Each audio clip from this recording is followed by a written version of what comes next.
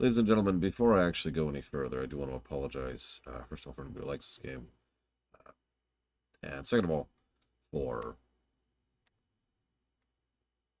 yesterday. Um,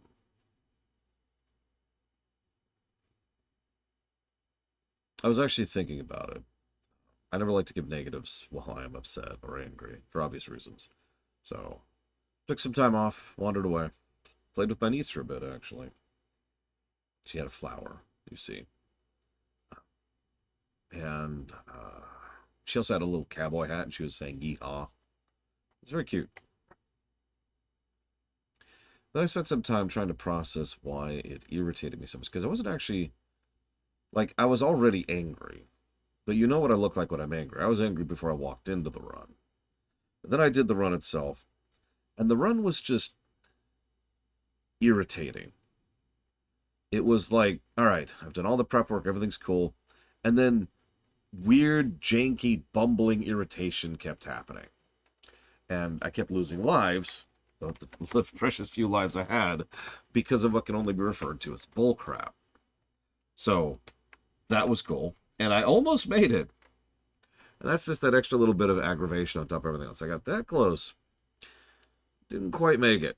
I was 2 enemies away from just making it. And that's just really, really frustrating. So, spent some time away. Stared at the review sheet for a while. And as much as I would love to just pile on negatives for this, really, because it is total bullcrap, what I wanted to talk out is the specifics of why it's total bullcrap. The run itself is terrible. It's the worst part of the entire game. Um, but why specifically is it so awful? The more I thought about it, the more I realized that the thing that actually pissed me off the most was the fact that falling into the pit costs you a life in a section where it's really, really easy for that to happen, even just on accident. Even if you do pretty much everything right, it's possible, thanks to the styling and movement of the enemies and the way the knockback feature works, for you to just kind of whoops into a pit. There are several times when I would whoops into a pit, and sometimes when I wouldn't, and there was no real variance in what I did. I should also mention, although you didn't see this on camera, that there are several times when those little eyeball dudes can spawn in a really unpleasant way thanks to the random nature of them, which means unless you have extremely good reflexes, they will push you right off into a pit the moment you enter their particular screen, the moment you enter the dungeon, if you would say. So all of that is turbo terrible. But why? Well, again, the more I keep coming back to it, the more it keeps coming back to the live system. The live system itself is at the apex of so many problems here. Going all the way back to the beginning of Game Over isn't really the end of the world, except for the fact that it takes so long to get back to where you're going and can actually cost you lives just to get back to the point where you were trying to do. And any lives cannot be replaced except by severe grind. 9,000 experience in this game is gargantuan. And those extra lives you get, those are gone. I even double checked that just to be sure. Those lives are just etch-a-sketched from reality. So you can only use those once for an entire playthrough, and then they're permanently lost. And yet, even that is only frustrating because the live system exists at all. I mean, that's pretty much a straight-up bug. And then there's the fact that falling into a pit instantly kills you, which I know what you're saying. A lot of platformers do that, and you're right. But first of all, not a lot of platformers are like this. This is kind of the Ninja Gaiden territory. But second of all, there's a massive frustration with how much progress you lose thanks to something you have so little control over and is completely binary. And the more I thought about it, the more I realized that this would be a much improved game if you just had infinite lives. There are other specific things, I think, that could be more refinedly changed, more precisely altered in order to do a better alteration. But if you just had infinite lives in this game, all of a sudden, an enormous quantity of my complaints about this game magically go away. And so I think that really is the overwhelming majority of my problem with this game. If I can pull out just one piece of the puzzle and the whole thing improves, That's probably the biggest flaw right there.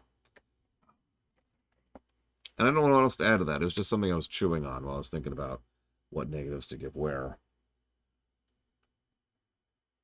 If you're wondering, let's see. I believe that makes that for a grand total of looks like 8 negatives just for the live system. That is the overwhelming majority of those negatives, and I stand by that.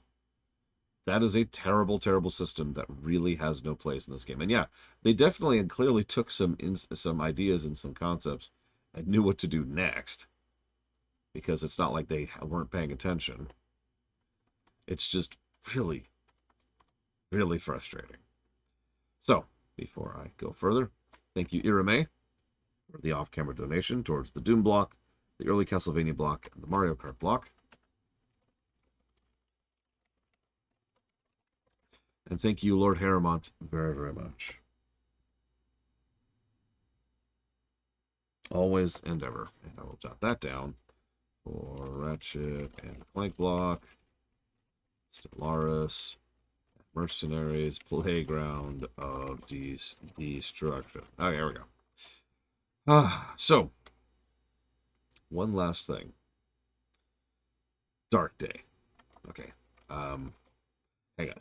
I just... Why did I hear an audio alert for that? I heard the other audio alerts. Thank you, Dark Day, very much. I'll put that towards Dragon Quest XI, Doom block, which I think is like millimeters from being funded, and something I'll figure out later. So, now you're all going to make fun of me. And that's okay. I'm okay with that. We're officially in the outro, speaking of which, I'm going to chop off the guessing game now in order to give you some more information with which to guess. There's the updated HUD. No, please don't, Dark Day. I'm pretty sure it is actually currently funded. I just haven't updated it with the last 2 donations. But what you may or may not notice is we're right here at the end. Yeah, this may still take a few hours. We're going to do the Grand Palace. I have done the Grand Palace on camera without cheats. Barely, with 1 life left. God, that was close. But yeah, so here's the dealio. Let's go ahead and grab a save state just to be absolutely sure. So this is the state in which I made it. Now you're probably thinking, what do you mean? You had save states, right? No. The cheat flag is not raised. Because what I decided, I was like last night, as I was talking with my friends, as we were chatting and hanging out, after dinner, after the cool-down period, after hanging out with the nieces, I was hanging out with my friends, and the decision was made that this game doesn't deserve the cheat flag. So I sat down, and I just made the run back. And when you've got something else going on, the colossal waste of time that this game is not actually nearly as bad. Oh, not that the whole game is a waste of time, I don't want to sound derogatory, but just having to walk all the way back to the run, and then try it again, and then fail because of some stupid thing, and then go all the way back, and just keeping doing this over and over and over, it's a huge waste of time. But I did it. How many attempts do you think it took me? I'll give you a hint, it was more than 1. In fact, I actually had the random thought that it would be funny if I did it my first attempt, and then I got, like, bodied by an off-camera eye, which did the really fast swoop, which knocked me right into a pit, which sent me into a cascade death spiral. So that idea went out the window immediately.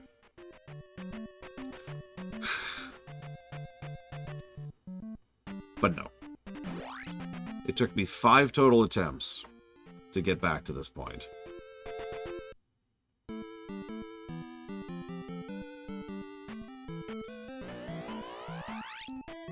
And we are here. We've made it to the Grand Palace. New song. Best song in the game. Now I want to show something off really quick, because you may have noticed I also have very few lives right now.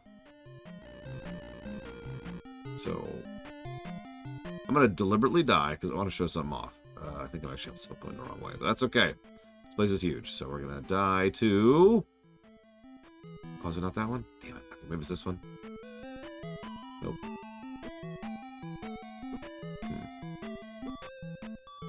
Okay, hold on. Death will happen, I swear. Promised you blood. Oh yeah, now we have the bird enemies. Let's talk a little lore. So, we don't really know who or what the bird enemies are, but what we do know is that that was a dead end. So check this out. So we're dead. We've got one more life, so hang on. What we do know is that this place in lore has been sealed for a very long time. And it's been sealed away for so long, in fact, that it's been generations upon generations. Now, given how the Zelda series usually approaches sealing as frozen in time, it's actually reasonable to me to think that most of the people in here haven't just been sitting here, you know, twiddling their thumbs and playing Pinochle for the last however many centuries, but instead have probably been frozen as of the moment they were locked in. Probably as a specific request or favor to King Rome, the one who put the seal on the place to begin with. So, the thing is, are these the Rito? Well, the Rito don't even exist until they were specifically mutated during the Wind Waker timeline thing. So actually, I don't buy that these are the Rito. I think these are just plain old bird people. It was actually semi-common, especially at this point. Yeah, probably Lord Herman. At this point in history, it was very common for a lot of Japanese works to just have bird people because it was something that was in vogue at the time. Just a random example off the top of my head, Evo. Evo had another, had the same concept going on for it, and I think so did Illusion of Gaia. But anyway, so here's why I deliberately game overed. Look where we start when we game over. This is why the run is the worst part of the game, not the Grand Palace. Because once you make it here, your new checkpoint, your new start over spot is the Grand Palace. Once we've made it here, we're safe. We obviously don't have all those lives, but the fact that we have the ability to restart our game right here is very nice. Now, that's still limited, and I know some people will try to do the run and get through the run with all their lives intact in order to use all the lives in the Grand Palace, but either way, getting to the Grand Palace is the home plate of this game in many ways. That's why I do the route that I did. In fact, fun fact, I actually looked up my old run, the then and now run, and this is the exact same thing I did back then. For the exact same reasons. Go figure. Even if I remember it. Anyways, and yeah, now we have full health, full magic. No experience, but at this point, that's not happening anyways. Now, the Grand Palace is a little large. That's why it's called that. It does have a couple of bullcrappy sections, some one-way drops. But the Grand Palace ultimately can be best described as a one-directional loop. So it's like this. Almost all of the Grand Palace is going down and to the right. If you're almost always going down and to the right, you're almost always going the right direction. Just a little pro tip there. There's a couple of caveats. But if you fall through one of the invisible pits, or if you plummet to a previous section and you didn't mean to, you're stuck down there, and now you're on the bottom part of the loop. This is why I call it a one direction, because you can't get up from the bottom part of the loop. So you now have to loop back up to the top, and then go like this. Your destination's over here. But if at any point you fall, you just go back like this. If you remember, during that run, the then and now run, that's exactly what happened. Is I fell at the wrong spot, and then had to redo, redo. I had to do the other half of the dungeon. If this sounds familiar, by the way, congratulations, you've played Zelda 1. This is the exact same design philosophy that went into Dungeon 9 in both quests in Zelda 1. There's one path, it's actually not all that long, the rest of the dungeon is for when you screw up. I should also mention, there's a lot of bullcrap dead ends in this dungeon. In fact, you've already seen one of them. There are some things in this. There are 2 fairies and 1 1-up. And I'm probably going to go and beeline the 1-up because I'm probably going to need it. I am also going to use a map for the first and only time during this particular playthrough in order to make sure that we grab a few things in the right order, because nobody wants to see me just roaming the Grand Palace for the next hour and a half. So, Whoops. Game. There we go. The first thing we do is we go left. One of the only times we want to go left. And we encounter these jackasses. Now, these aren't the worst enemies in the game, but you'll notice we're already seeing new enemy types. These are functionally the same as the Moldugas, I think is what they're called, the Hammer Bros guys. But they're worse Hammer Bros because of the nature of how they operate. So you notice we've already lost almost all of our health on a single mob. So that's cool. You know, that's true, Darkrai. We are going to go ahead and heal after that nonsense. Because I was trying to show off, and I probably shouldn't do that. And this is the kind of thing that exists in the Grand Palace. The invisible floors thing is something they're just absolutely in love with when it comes to the Grand Palace. So, biggest threat to existence, and the biggest thing that's going to trip you up is something you literally cannot see. So, while I have argued for years that the Grand Palace is not as bad as it could be, it's also still bad. This came out in 87. Where's my notes? And all those are my notes on Link's Awakening, so that's not going to help. Yes, there's actually 2 invisible floors that are required for progression. God damn it. 1987 in video games. I hate you, Darkrai. This is all your fault. How dare you, sir? You must be destroyed. Here we go. Okay, so yes, this is a few months before Castlevania 2 came out. In fact, this is 7 months before Castlevania 2 came out. Here's your timeline. Okay, so now, left or right? What do you think?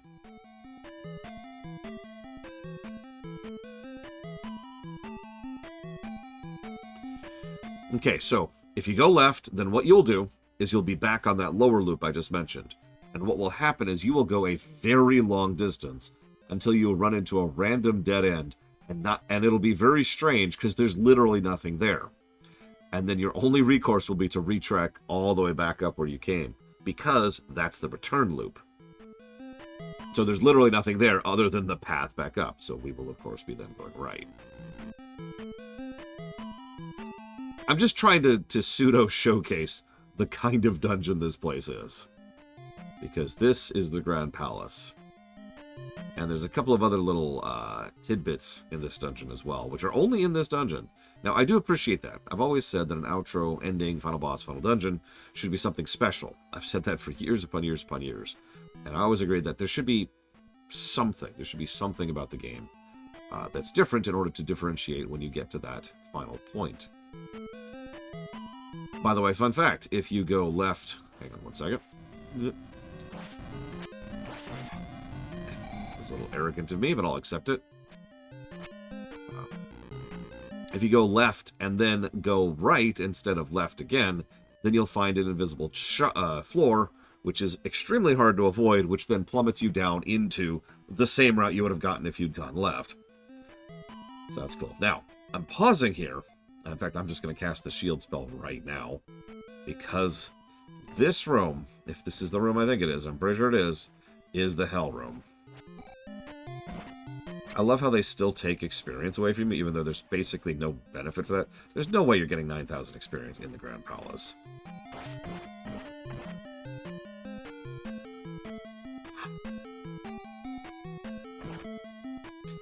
Okay, maybe this isn't the Hell Room. Maybe I'm thinking of another one.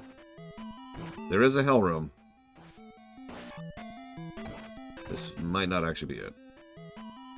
Okay, that wasn't it. That wasn't it. I'm not sure where the Hell Room is. Well, whatever. We've got plenty more rooms that look just like that. They did have some cool ideas for this dungeon, legitimately. As usual. Oh, there you are. There's the worst enemy. Well, actually, the second worst enemy in the game. Okay, so we're going to heal. Notice how much of a health tax every enemy is, by the way.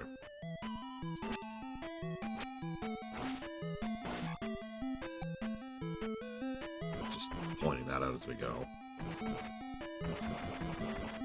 I do appreciate being given a heal. I don't appreciate that heal doing so little. So, there's a secret side room right over here.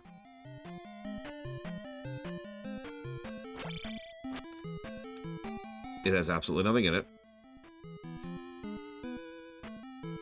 Yeah, by the way, you have to get to the end of this dungeon with at least half of your magic or an additional life, because otherwise you cannot beat the game. Physically impossible. By the way, here's another side room.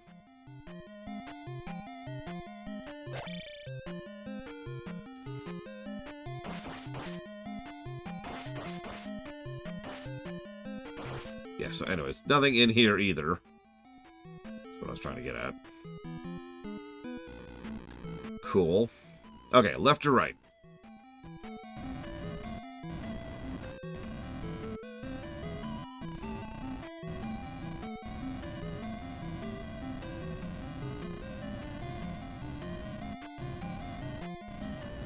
So, right is correct.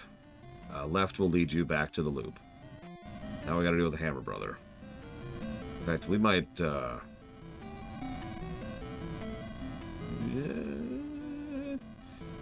Gonna do it. Okay, there we go. So, that's one strategy to deal with that. Oh yeah, so you know how your shield blocks like every projectile in the game? Well, it doesn't block these projectiles. I actually only found that out very recently. Or perhaps was reminded of it very recently. Might be a better way to put that.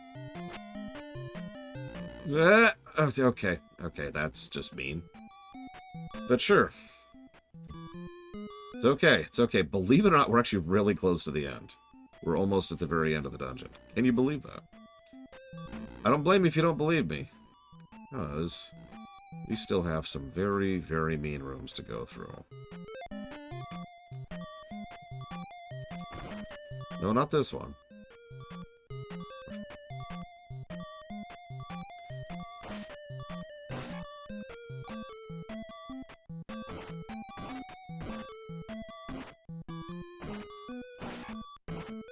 There he is. That is the worst enemy in the game, right there.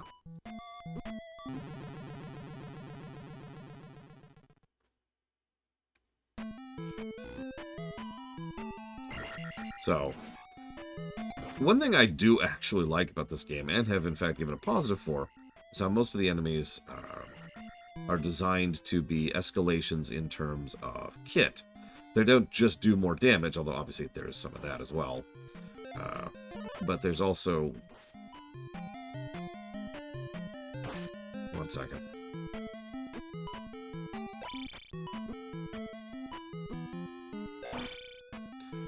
Damn, I was really hoping for a potion after that.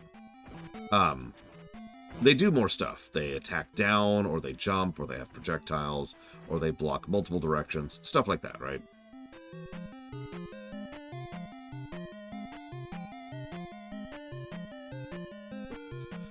Alright, whatever.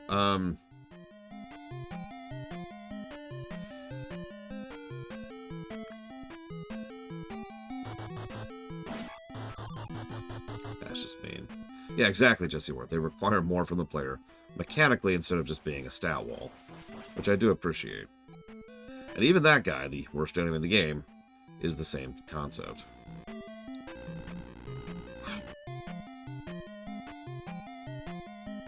No, this isn't the boss. We do have a problem to go through, though. Oh, that's just mean! Okay, whatever. We're just gonna jump over him. We're just gonna move past it. I believe this is the spot. Nope, nope, I'm wrong. Oh, God. Okay. So we now have one life. This is our last life, put in different terms. Now this is the danger of leaving this guy alive at your back, but I think that's still less of a health tax than leaving him, than actually bothering to try and kill him. At this point, killing enemies is generally not worth your time. However, as you saw, they will absolutely keep haranguing you, because that is their want.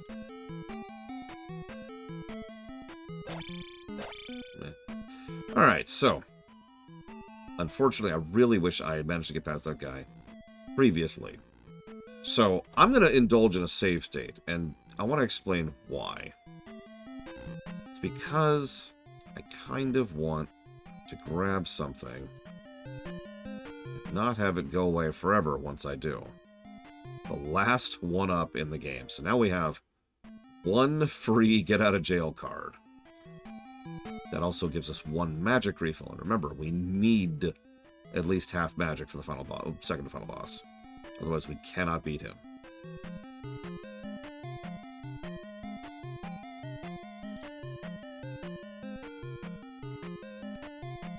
Really? Dude, you're just...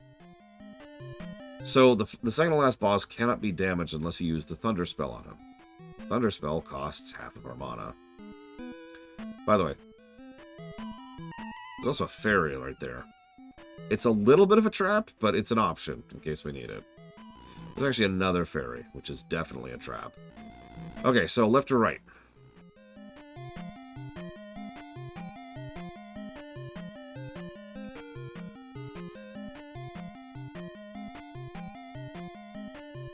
Okay. Right is wrong. Now we go left. You thought there was consistency. You fool.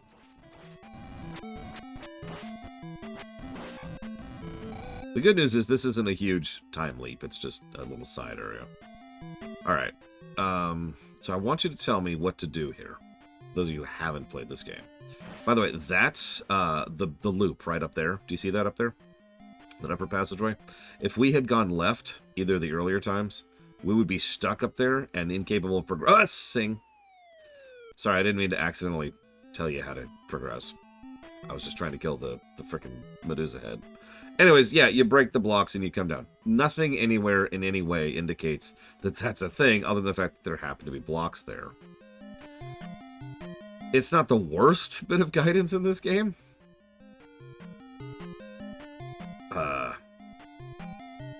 And yes, that's a thing, by the way.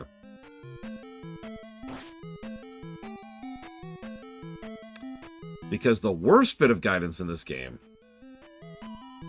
was earlier with the frickin' Kasuto town.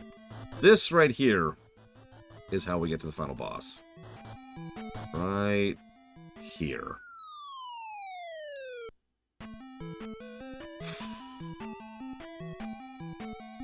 Okay.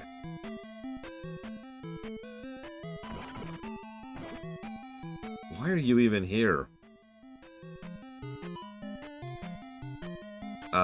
Okay. Okay, that's actually crap. I'm about to die to this guy before I fight the final boss. Because I was trying to find if there were any items. Alright, whatever. Anyway, so now we have one life left to beat both of the last bosses. Otherwise, we start the whole dungeon over again. Let's get the Thunder Spell queued.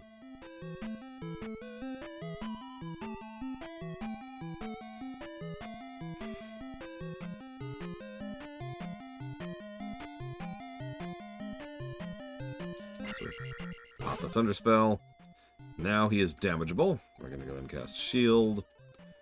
Jump.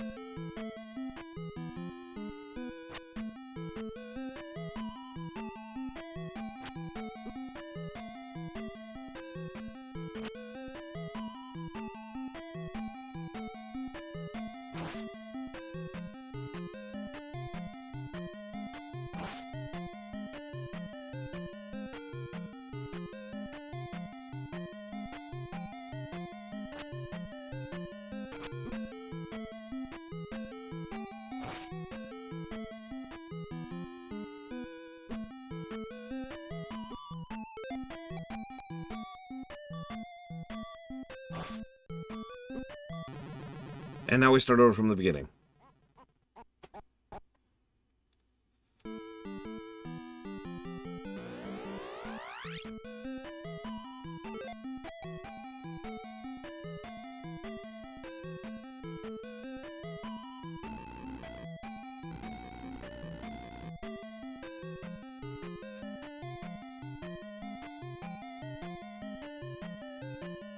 Yeah, now that 1-up's gone, too.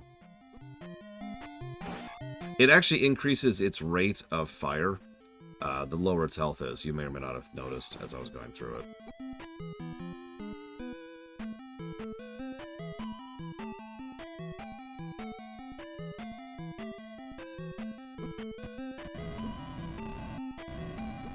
God damn it, game. Let me walk by.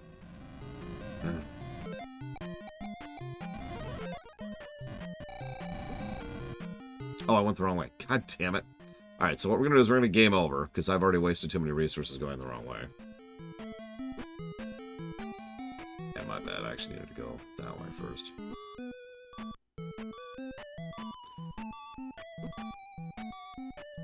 Hi, Yura, and thank you for the bits, Deckfish. As always, if you want to put those towards something, please let me know.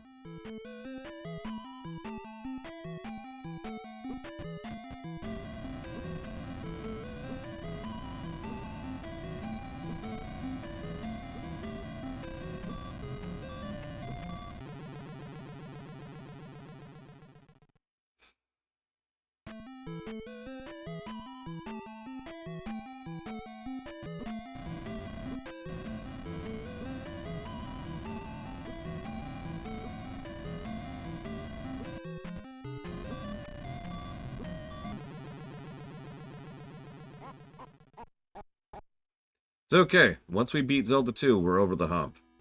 We'll make a backup save up here.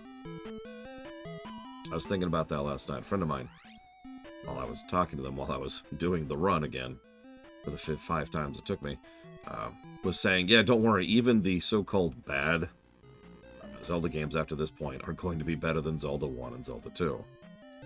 I was like, you know what, you're right. Take that for what it's worth. Hi, Star Wars.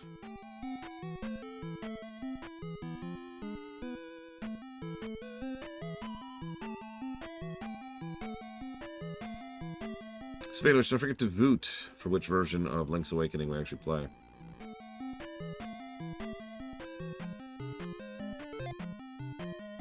Yeah, no kidding, Jesse Ward.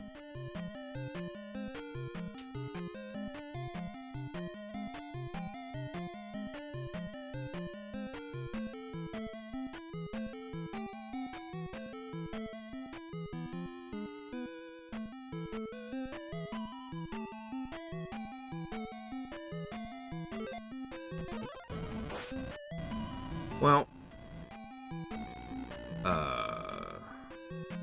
we're either playing the Game Boy original, well, more like the Game Boy Color original, the DX version, or we're playing the Switch Remaster. Now, I myself have complained several times that the remaster doesn't change enough, a statement I stand by. However, I was doing some research this morning on all of the changes between the Switch version and the original. It's actually a larger list than I thought. So I think the difference in score between the two will be not insubstantial. Yeah, I got a list right here. The text scroll issue is gone. Bosses have a better polishing pass. There's a polishing pass on items. Shortcutting has been added to make the controls better. Shield enemies can now be staggered. Money drops have been increased. Rupee acquisition methods have been added. There's more heart pieces, and heart pieces are now optional to allow for challenge runs. There's more seashells. The seashells now have a proper sensor. It now requires greater than an equal to rather than an equal to, which means there's no loot missing out on seashells, and there's no more seashells that just vanish based on a certain point in the game. There's more warp points, which also allow you to warp to a specific point rather than going just through the cycle. The claw game is worse. The controls are a bit weirder. The blur sucks. The pot doors now have their own icons. You now have quarter health instead of half health. There are now map markers. There's a previously on log. The rapid rides has been improved. The hookshot is now usable during the rapid rides. Healing items can be procured by dashing into trees. Mini bosses no longer respawn. The fishing minigame was expanded. And the photo minigame was replaced by the dungeon builder. And that's the full list. So, as much as I stand by my statement that it is a remaster and not a remake, that's not actually a small list of changes. And a lot of those will 100% change the score. And yes, the answer boils down to, do we play the better version, or do we play the original?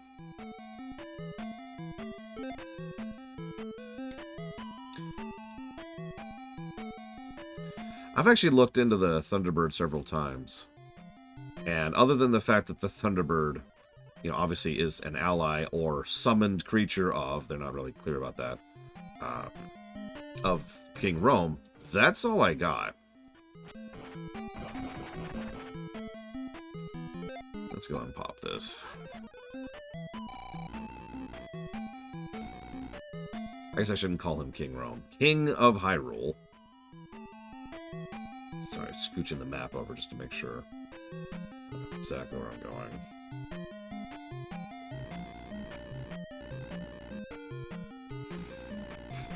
I mean, if it makes you feel any better, Lord Haramon, I want to play the original Pokemon too.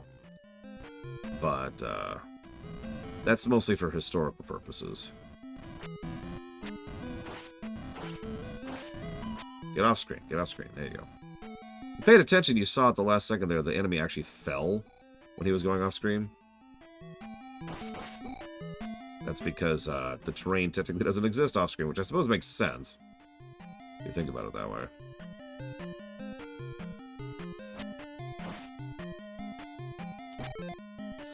What?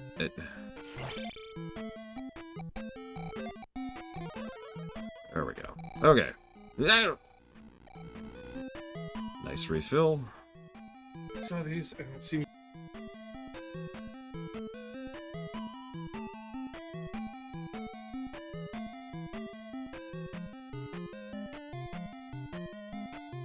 Apparently they now have fiery mango shark Doritos.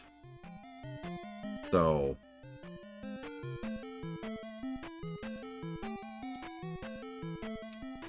not gonna do this on camera. My teeth are still freshly brushed. But I'm absolutely gonna look forward to that later. Do you really want me to on camera? Okay, hold on. Sure.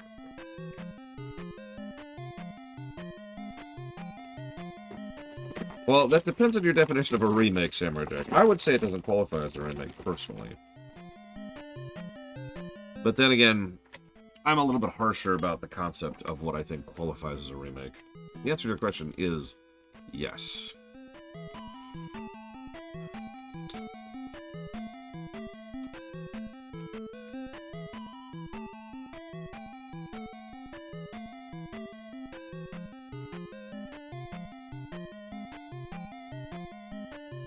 Yeah, rebuild. A good way to put that.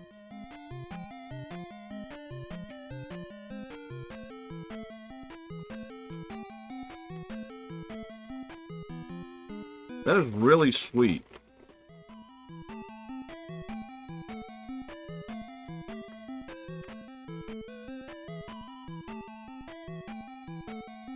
If I could have a proper remake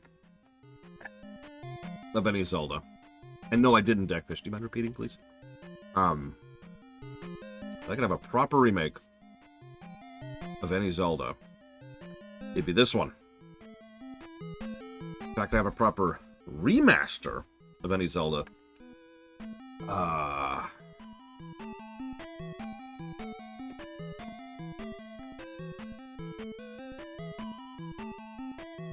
It's actually trickier. Let me think about that for a second.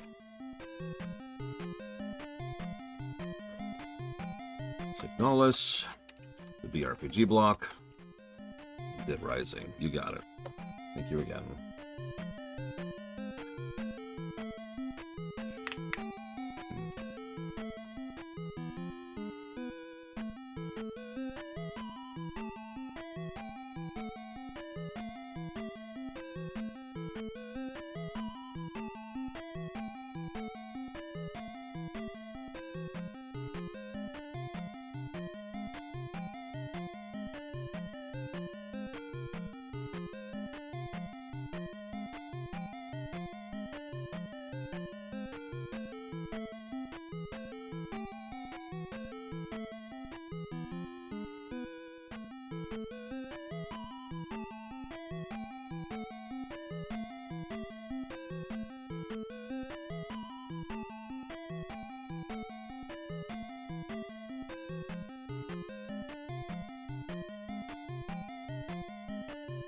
So,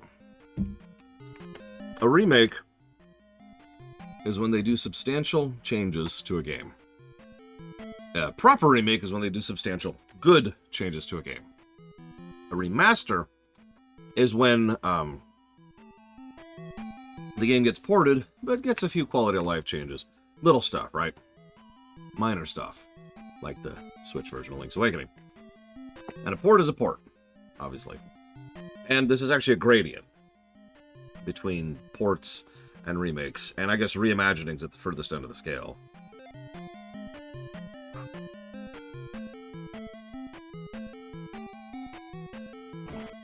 And yeah, it's not my fault the industry has no idea how to use these words at all.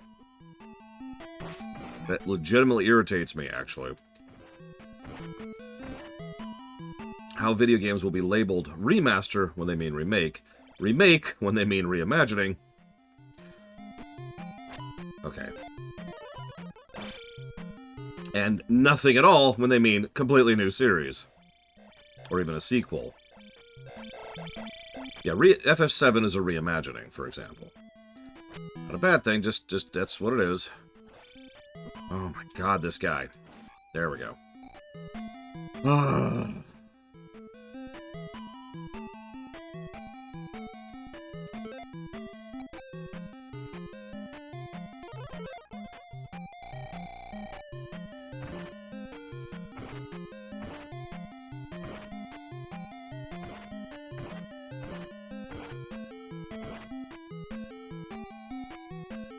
Paper Mario 2, by all accounts, is a remaster, but I don't know what they called it. That's my own. I'm just trying to apply the same scale to everything. I don't know what you want from me. The recent Resident Evil stuff would be remakes. Big overhauls of actual core mechanics and stuff like that.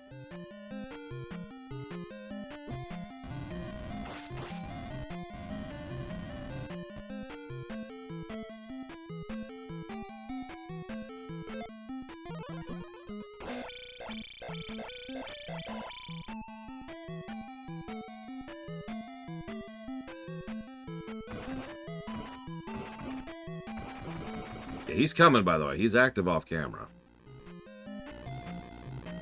Frickin' jackass. Okay. Let me make sure I know where I am, because I'm pretty sure I know where I am. Now, I'm almost positive it's not there, but I'm just curious enough, so I'm going to save state, just because I'm curious. I just want to see if it's there. I don't think it's there. Be funny if it is, though, because it'll make the only one that respawns in the entire game. Nope! The 1-up's gone. Cool.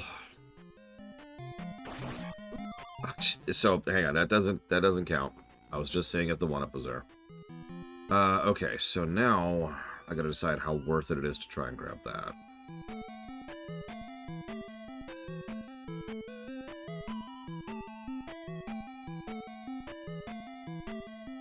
Yeah, that's why I almost listed it as a bug, Dark Day. Because the fact that the 1-ups go away upon game over, upon being picked up, more accurately, is ridiculous. I don't think that's actually worth it. So let's just move on. Ooh, that's a tough one, Samurai Jack. But honestly, probably Twilight Princess. Just for sheer fun factor. Twilight Princess has long been the one I consider my favorite. I'll take that. And, oh my god. And I'll take the health tax. Oh my god. I can't even get up the ledge. Okay. Okay. And we're dead. Cool. Okay, how many lives do we have left? Okay.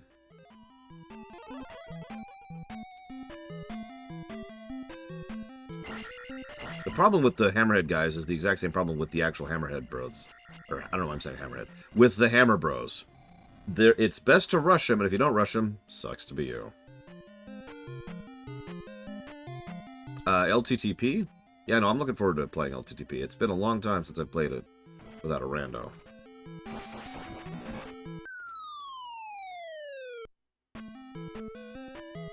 Okay, so we're not going to explore this time.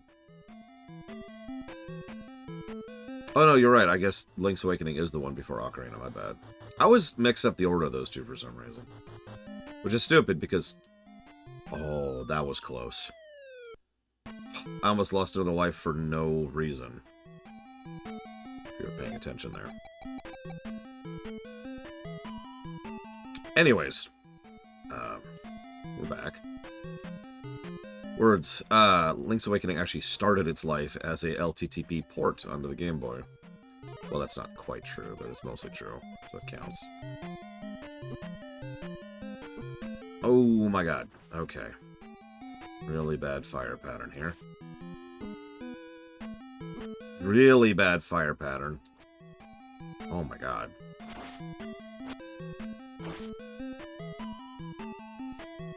Yeah, see, now he's shooting more. Because he's a dick. And we're dead. By the way, if you haven't been paying attention, that's with shield on. That's how much damage he does. And again, you need to use thunder. So it's just a magic tax every time you fight this guy. In fact, I think I don't have enough for a heal now. Almost positive.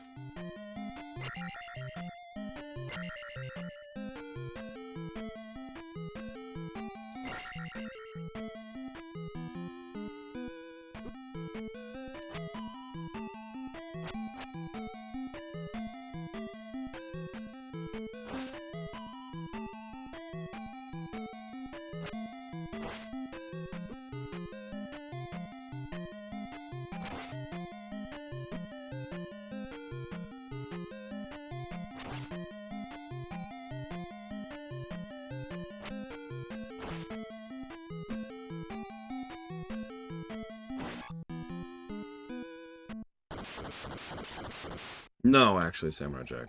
Never played that. So that wasn't the last boss. Now, normally I'd show off the last boss a little bit, but I have no lives, very little magic left. So we're going to cheese the last boss. But for the interest of the review, I'm going to show off the last boss, just so you can see what it is.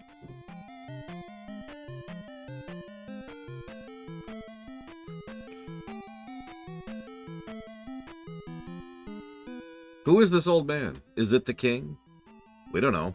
Nobody knows who that is.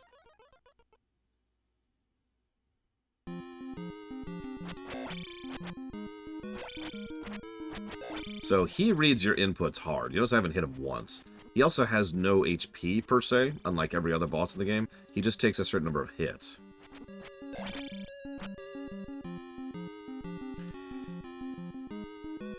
So we're going to cheese him.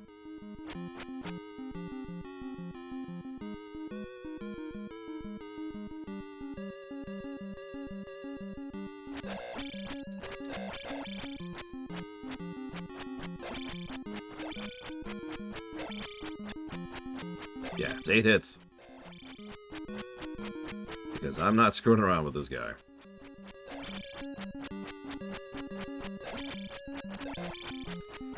I'm going to go ahead and admit that I don't think I've ever actually beaten this guy without cheesing him. And today is no exception. Now we have to do the whole dungeon over again.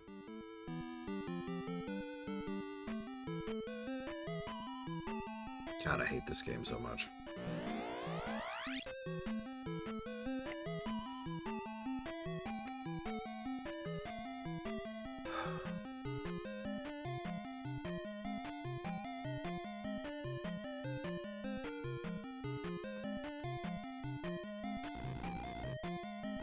This is when I put on a movie. Let's fire up Empire Strikes Back and watch that for a minute while I'm slogging back through it.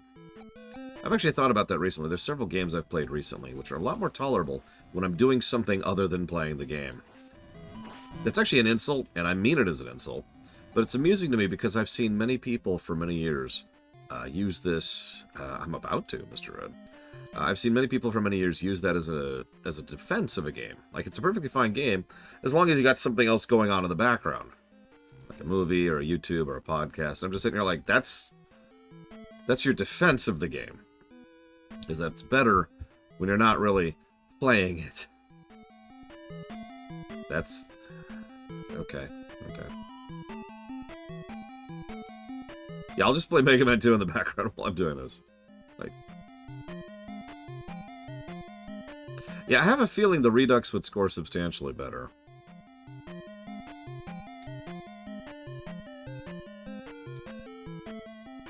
But...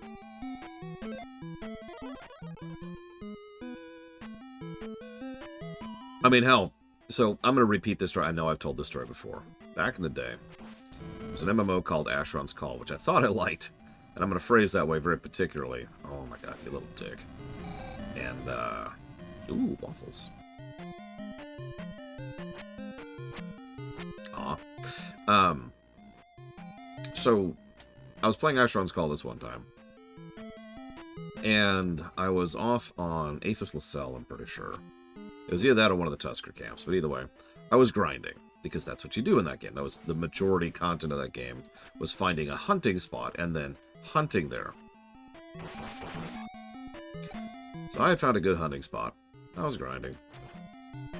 And it was the first time in my life, this is actually relatively recently, this is like 2004, I want to say.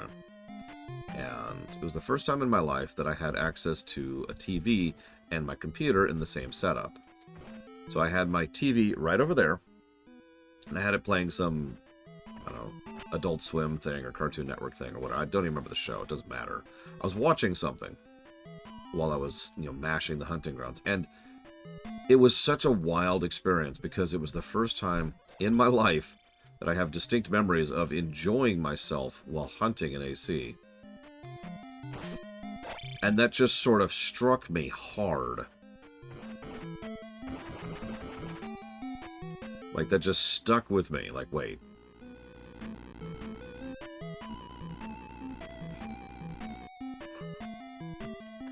And I've never actually gone back from that point.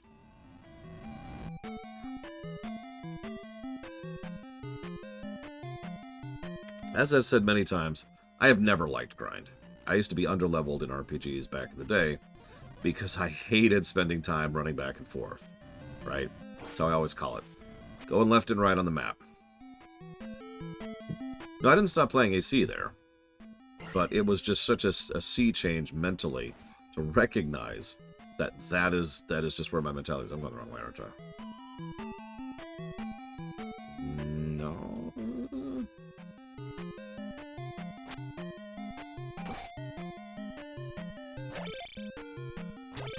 Ah, for God's sakes. I really need to get this potion. There we go. Let's go pop another one. But yeah, I don't have a better way to put it. The moment I realized, like, I'm explaining this so badly. The moment I realized that some games are better the less attention you're paying to them was the moment I learned the ability to recognize that particular pattern of aggravation and or boredom.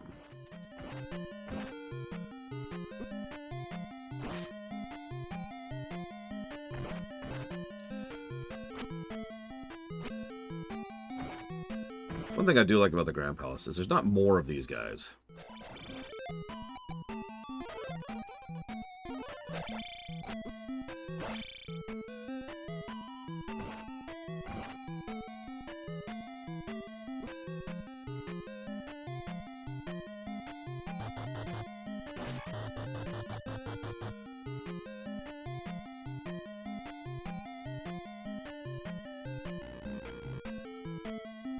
Okay. We're almost ready to strategically die. Now, if we could just make it to the boss like this, that would be great.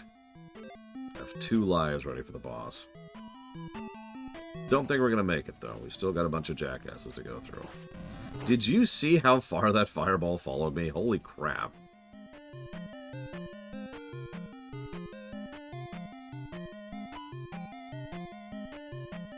Yep.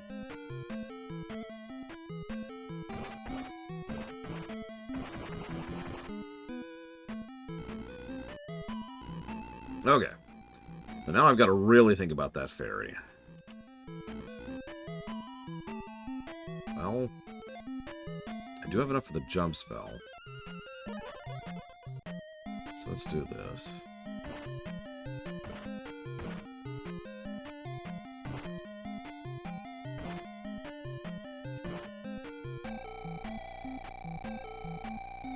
Okay, didn't need the jump spell, but that's okay. I was out of magic for anything else anyways. Okay. And this should help us to get to the boss without dying. We actually are physically incapable of doing anything to boss right now, but, you know, that's cool. The goal is to reach boss without death, and we have a little more health with which to accomplish that.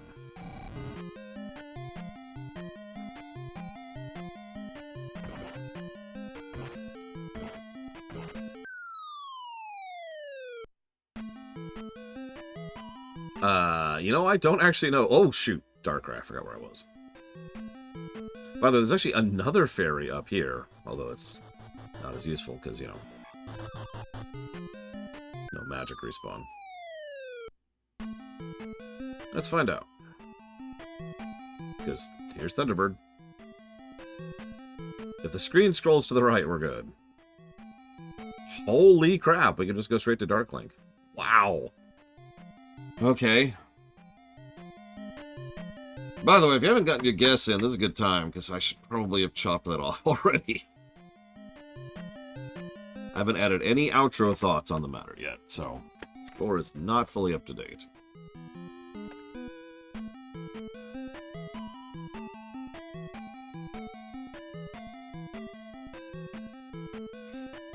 That looks like some people are there. Alright, go add your thing, add your thing. I'll wait.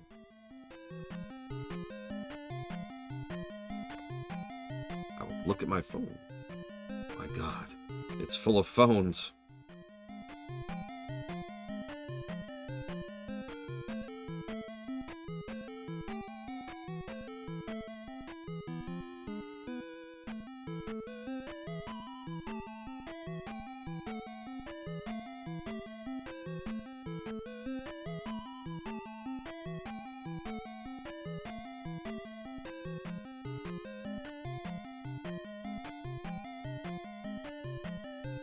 No one bashing me on the comments so far. I'm actually pretty impressed.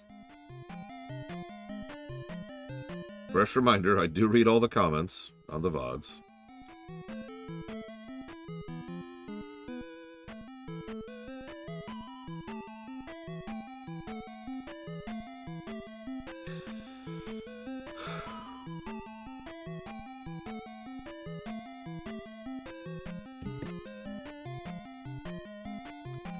Let's see. Is Deckfish here? Deckfish is not here. Deckfish, pick 3 things you would put it towards if you won.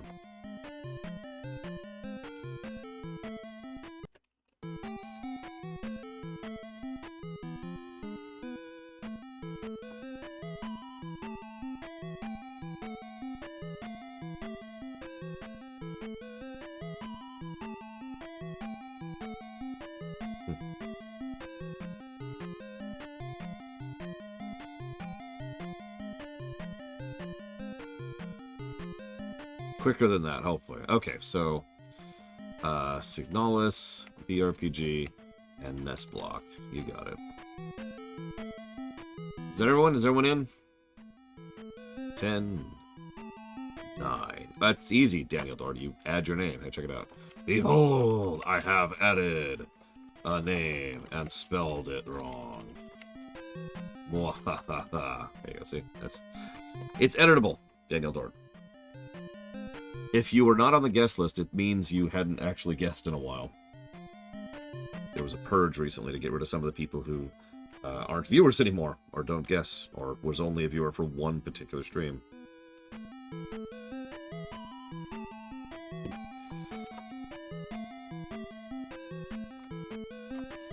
Sorry, I like this song, but it's getting a little drilly there. Hi, Cycloud. How is your day going?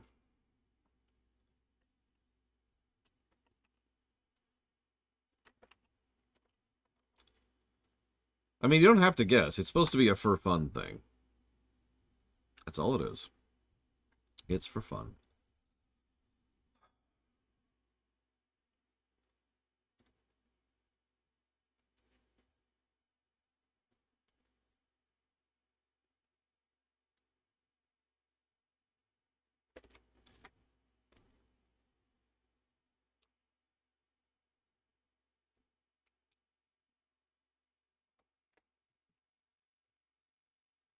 It's actually pretty easy if you just ignore all of the stats and just think about it in terms of general quality of the game. Is it a game that's a net positive but not really good? It's around 30. Is it an averagely good game? It's around 60 to 70. Is it a legitimately good game entering great territory? That's closer to 80, 90, and 100. Is it an absolutely great game? 100 plus. Is it one of the best games ever made? 200 plus. And there you go. And the exact same number markers qualify the negatives as well. Is it not a great game but not terrible? Negative 30. Is it a legitimately terrible game? That's into the negative 80 range. Is it an awful game? Negative 100. Is it one of the worst games ever? Negative 200. Same scale applies both ways because we changed the math to make it a linear line. And yeah, MMOs are a little different, but that's different. That's a whole other thing. Don't worry about MMOs. Don't worry about MMOs. Negative 300. I don't think this is going to score that badly. We have actually had several games score net 0, and there are two ways for that to happen. One is for the gameplay and the story to balance each other out. And the other is for a game to just have equal numbers of positives and negatives.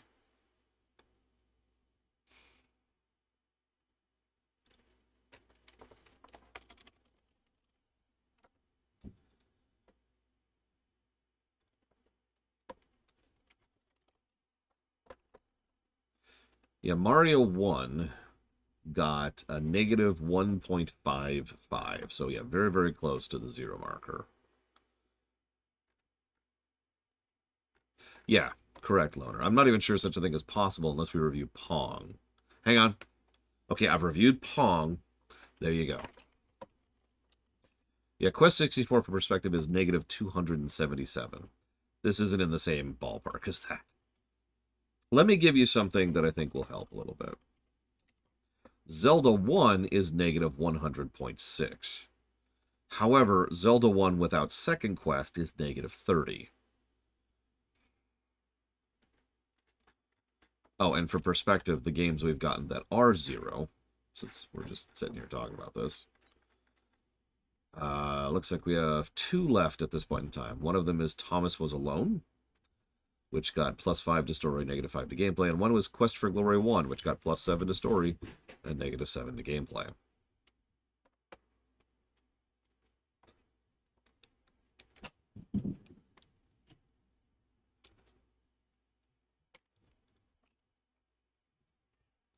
Okay, I'm assuming everyone has had time. We're going to lock this down.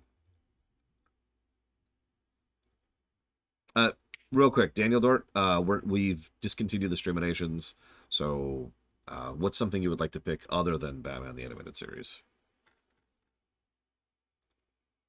for your pick?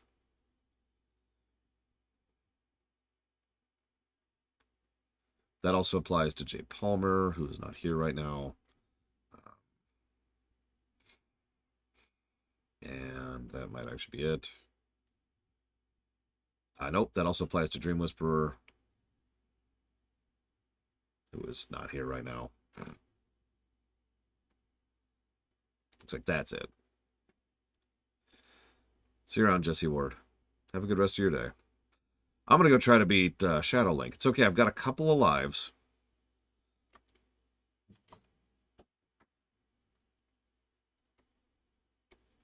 Yeah, exactly, Giludo. We could review Pong right now. There you go. Boom. The one true 0 game. It's the fulcrum game. Plus nothing, minus nothing. No story axis, no gameplay axis worthy of note.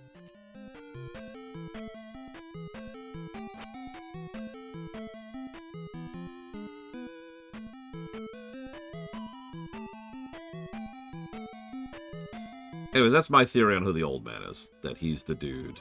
He's the king. Stuck himself in here along with the... along with the bird people he asked to defend.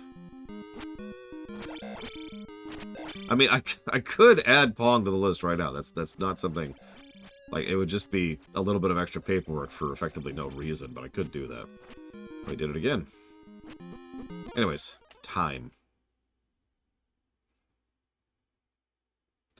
just gonna moonslide away over there. And so the king, or whoever this guy is, maybe it's Sahasrara. I mean, he was alive when they sealed this place off.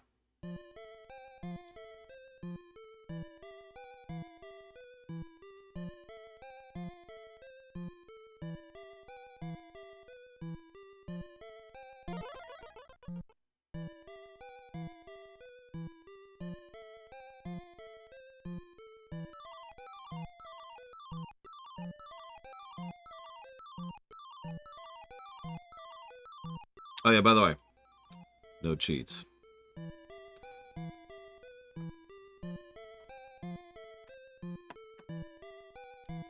And then she totally kisses us, which is really weird. Because, like, remember, this Zelda has never met us before. Like, she just woke up from an unknown period of time sleep. Minimum of 2 generations sleep. So, like, 50 years-ish. And she's like, ah, it's you. Person I've never met before.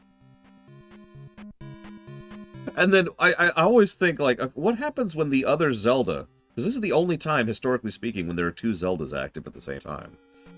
So, like, what happens when the Zelda from Zelda 1 shows up and I was like, Link, who is that? Huh? Who is that?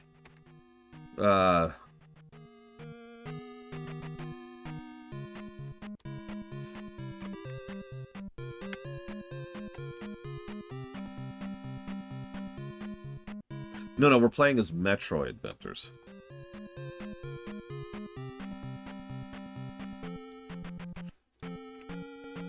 Zelda 1, Kenobi. Zelda 1. That's a name I've not heard in a long time. Long time. Push start to replay. We've got one last positive to give this game. I'm actually doing a little bit of digging. Near as I can tell, this is actually the very, very, very first example of New Game Plus. Predating Chrono Trigger, which would come out a few years later. And by a few, I mean like 7 years later. Whoops.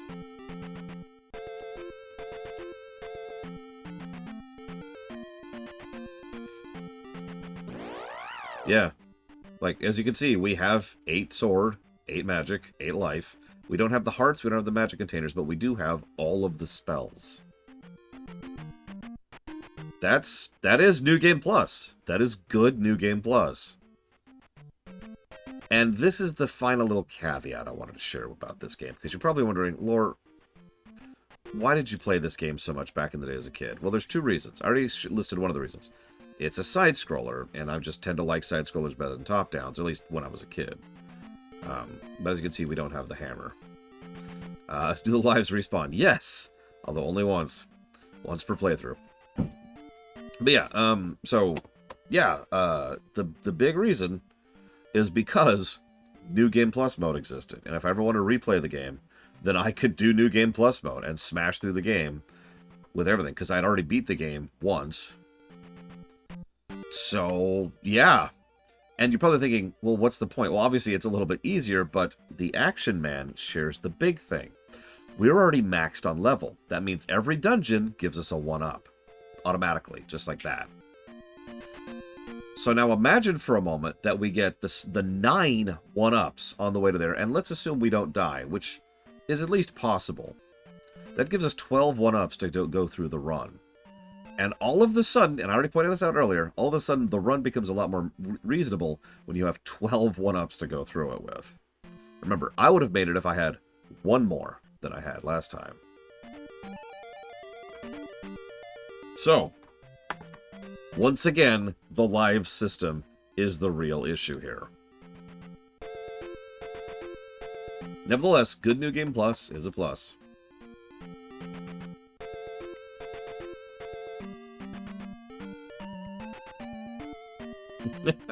See, that makes sense. If this can sound like a strange statement, given how extraordinarily hidden the 1-ups are, including the one that's in the last dungeon, I would say that the 1-ups should have been a permanent upgrade. kind of like your max health going up, your max health lives refill go up. That would be another way that you could smooth over this whole problem. You get the 3 1-ups, and now when you respawn, you start with 6 instead of 3. Just boom, like that. That would have improved the game substantially, and is probably what was intended, given the fact that they are flagged as quest items, as I already mentioned. But I'm going to let it go. Oh, I'm going to stretch my back for a second. I'm going to pause that. We're just going to let that sit there. Just... yeah, let's get some real Zelda music going here.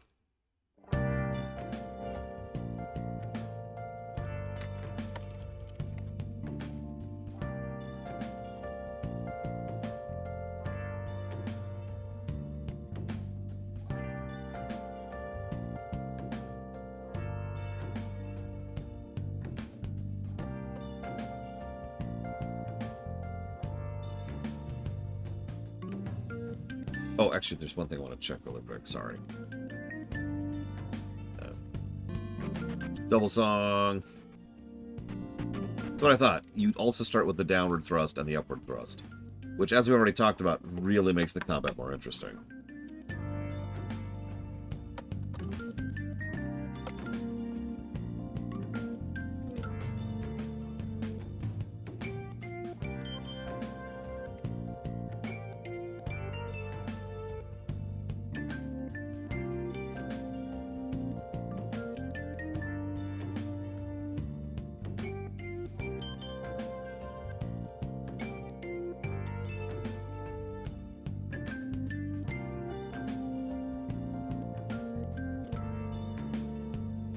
Kinda, yeah, you're... I mean, at that point, it would be kind of eyebrow-raising, but yeah. Alright.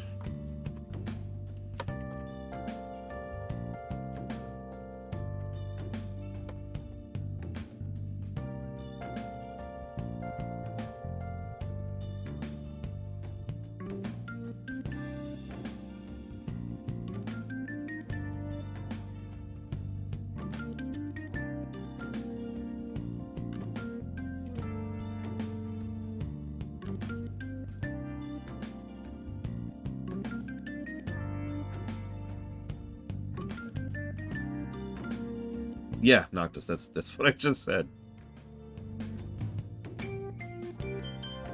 Tell me you're not listening to me without saying it. Don't do it, Deckfish. Don't do it! Bits cost you quite a bit. I don't recommend doing bits. In fact, just don't give me any money, Deckfish. It's cool.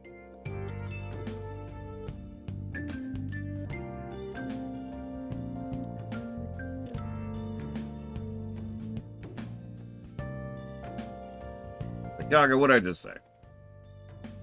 Thank you, Sakage, very much. As always. I will put that towards dealer's choice. Oh, there's Dream Whisperer. Oh, just that for Hades 2. Oh, also, Dawn Trail's funded Dream Whisperer. So I need you to pick something else for that, too.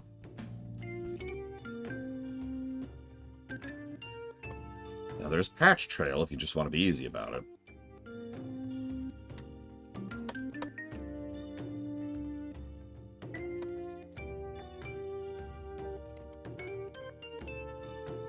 Okay, we'll just make that easy.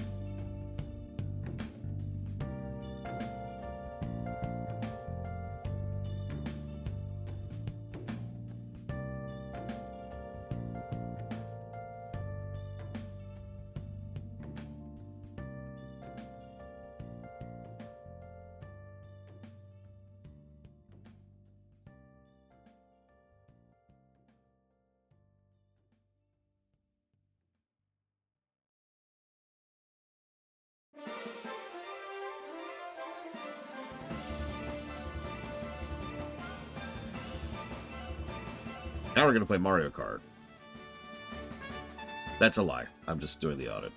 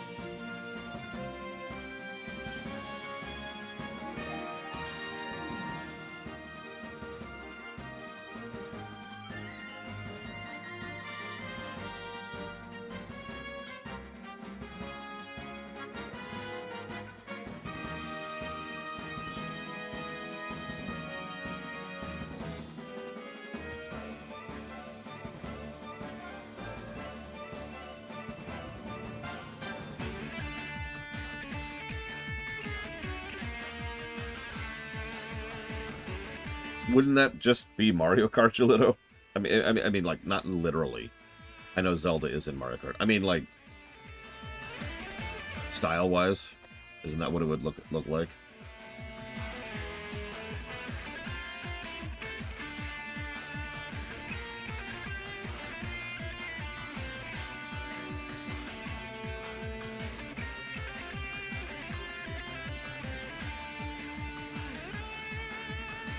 All right, let's carefully go over the story audit. There's so much story to discuss when it comes to Zelda 2. Let's really process here.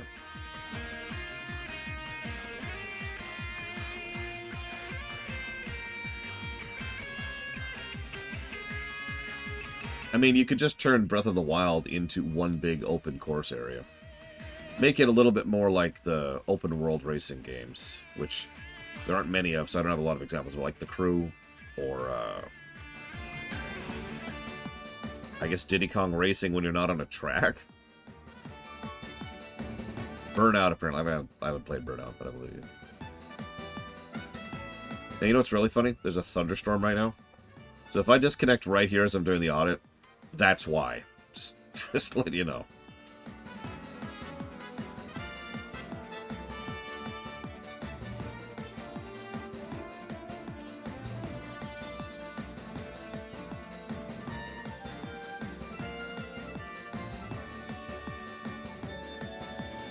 Yes, Thunderbird has returned.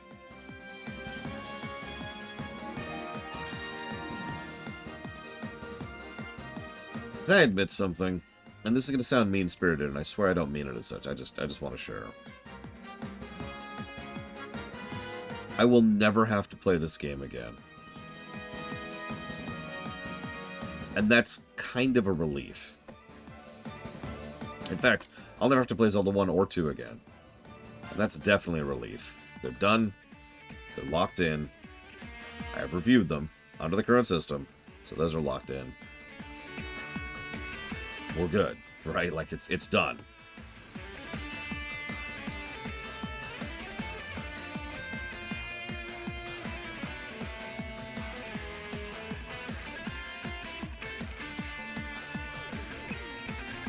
Here, you know what? This is for you, Yura. Don't say that better. Everyone's been making that joke for like 4 years. Hasn't happened yet. No, of course not, Cycloud. And actually, I wouldn't mind playing the Redux.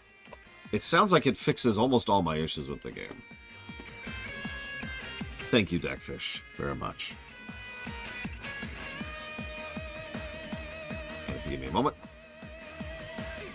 Here we go.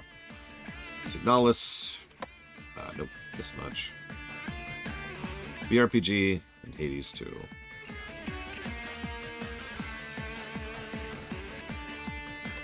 Look, all I'm saying, Ventures,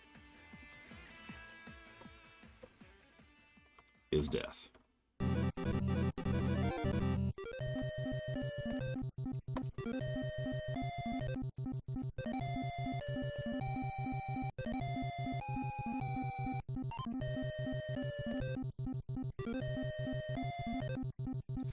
Actually, I have played Athena on the NES.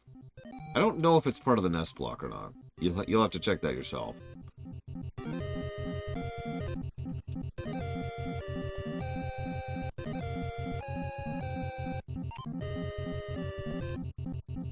I don't think I own it, and the NES block is pretty much just NES games that I own, like right there.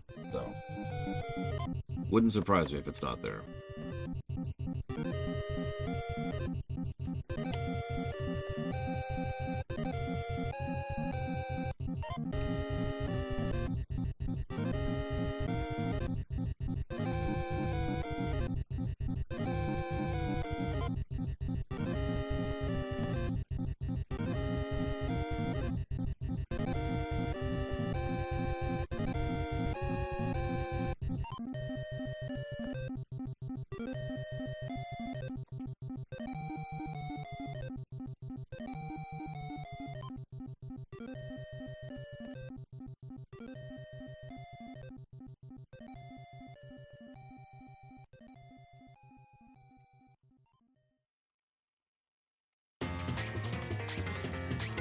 Now Luigi showed up for some reason.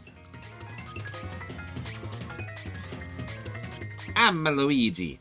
I'm gonna win.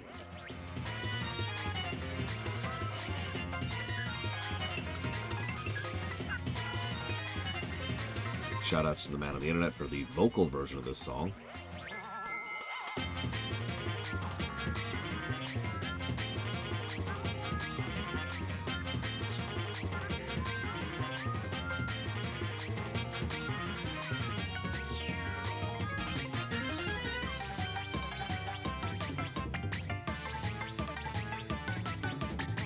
The second one, Dickfish. Man. In fact, I think there's two N's in it. N's in it. You know, this is one of the only Zelda games that doesn't have fast travel. I just realized that. It makes sense. It's a really short overworld map that doesn't take a long time to traverse, but it's just interesting. Because even Zelda 1 had fast travel. In fact, it had two types of fast travel. And obviously Link's Awakening will have fast travel. Oh yeah, by the way, could someone type exclamation mark vote for me, please, really quick?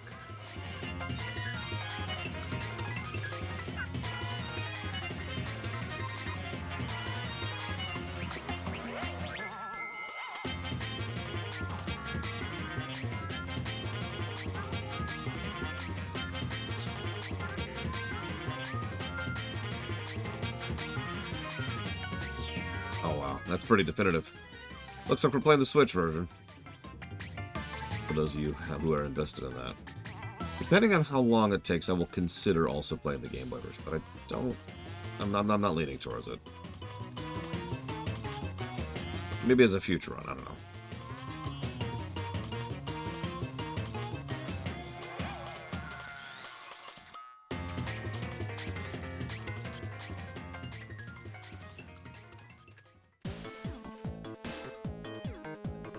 Okay, if anybody can name the game this is from, I will put $2 towards a game of your choice.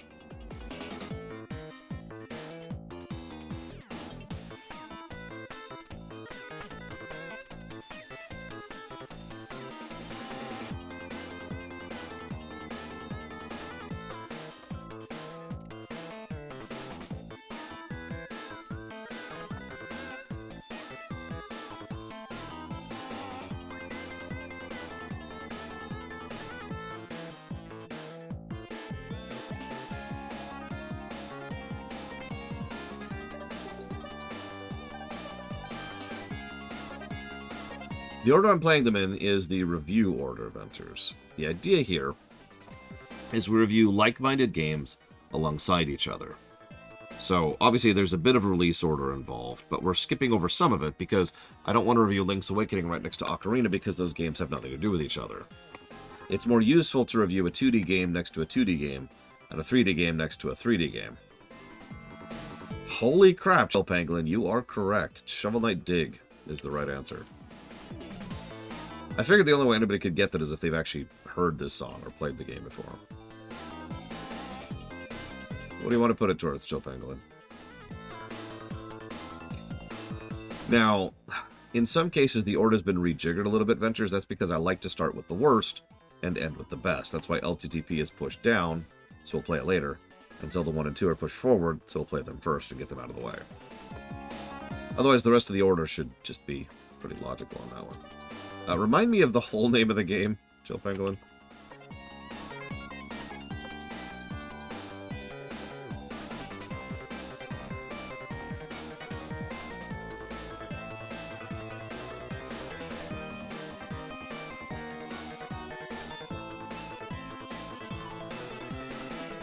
Super lesbian animal RPG. You got it.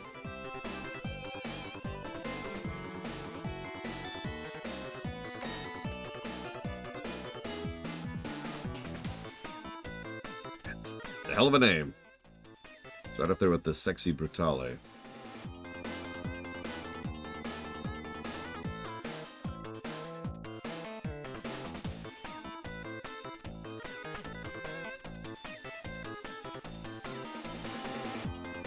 I believe it's just a straight-up JRPG. Correct me if I'm wrong, though.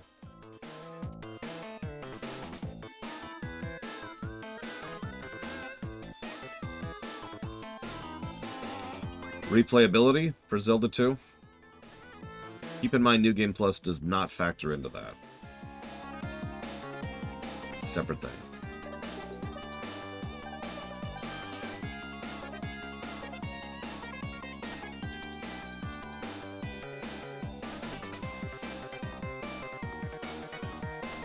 I suppose my opinion's clear since I'm happy I never have to play this game again.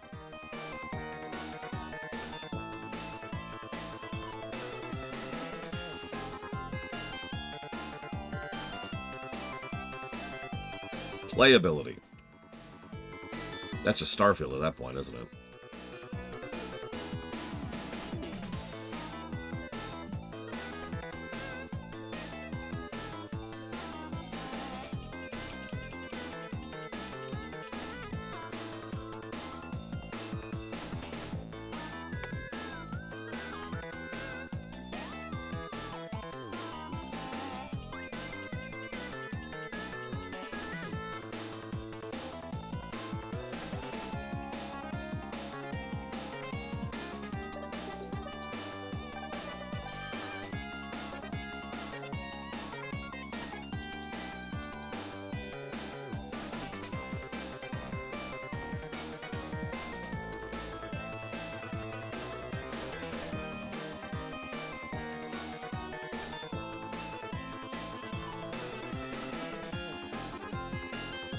So, I'm pretty sure this game is going to beat Zelda 1. Here's the real question. Do you think this game is going to beat Zelda 1 without Second Quest? What do you think?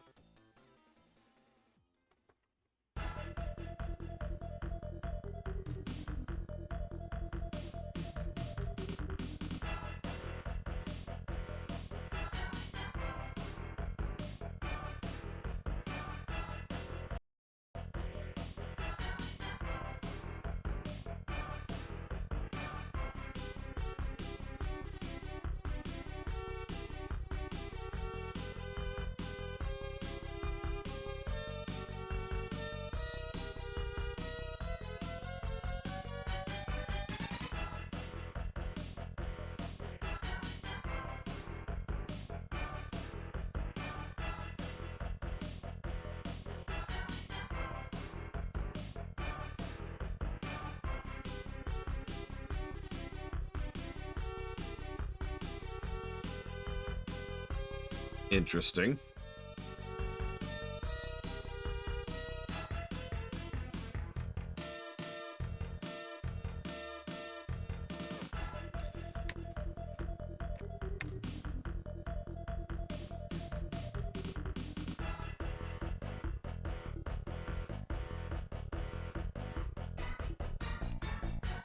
Okay.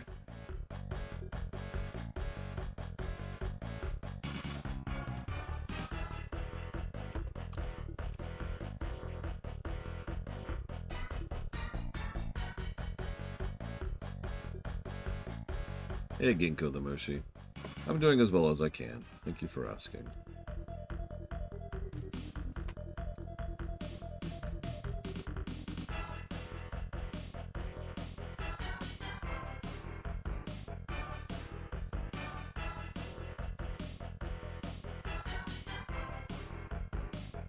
Zelda 2.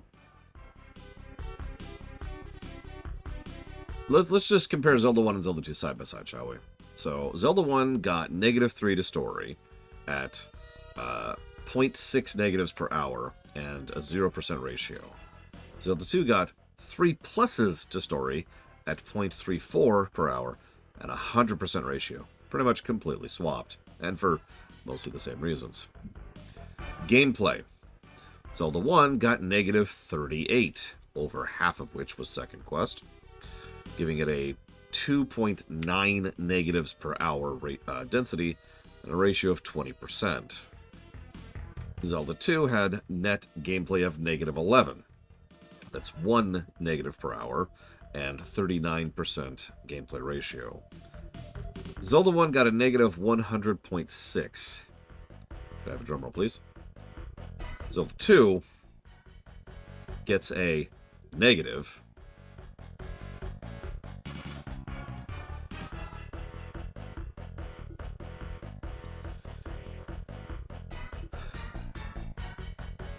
14.42. I will admit I'm a little surprised by that.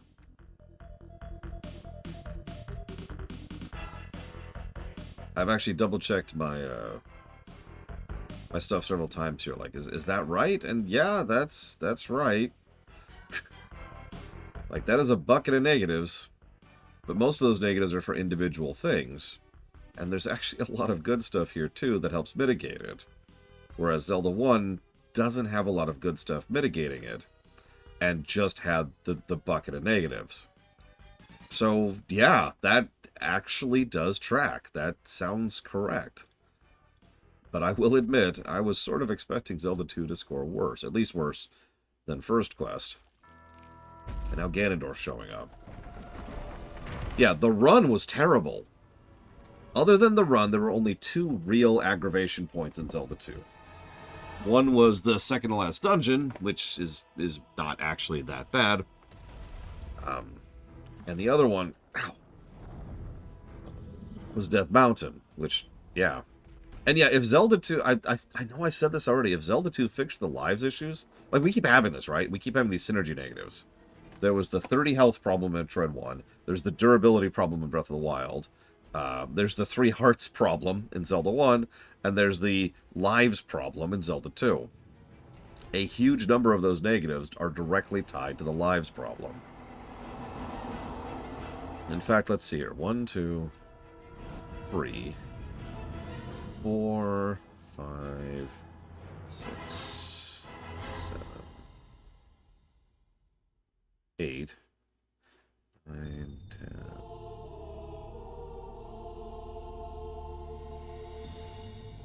12, 13, 14, 15, 16.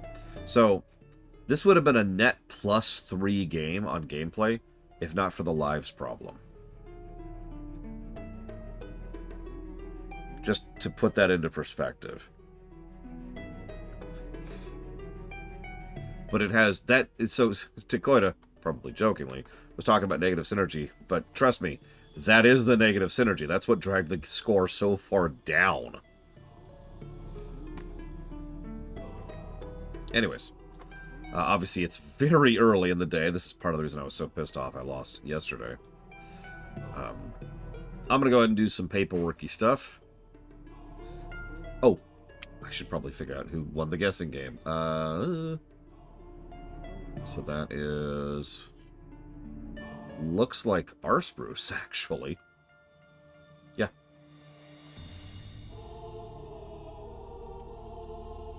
Yeah, I'll admit, it probably felt like this game was a lot worse, because it just nosedives.